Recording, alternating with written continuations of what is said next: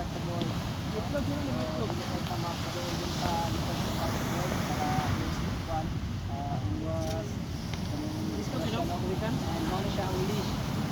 Reachable po kayo na siya, so bawal na to hilaon kay if mahila na to, so split nyo na kung bakit ito so ang buhato na to is ang board lang ato ang ulog, bawal ka maghila sa dyan nasa leash and wala po na po sila ang isang lang pag-up no?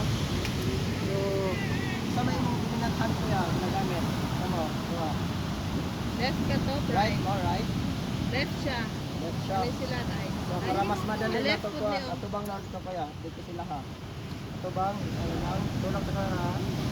So imo ang position na mag-stand up is yung unahan no? So sila, duha kay right man, so nano ila ka, ikaw ra ang baliktad. So ang pagsakay na isa boy, so tapos na nila. So pag nano ka, magkakapilit ang boy, so baka ka. Dapat lahat ng ating lawas ay board and apply ng paddle mas mga itong gabon dapat mga fingers is not allowed bawal na to iwan dapat nakaplito ko sa paddle na to kasi ang dagod sa board dapat close din sa rail ang atong kamot bawal talaga paddle o wide anak nasa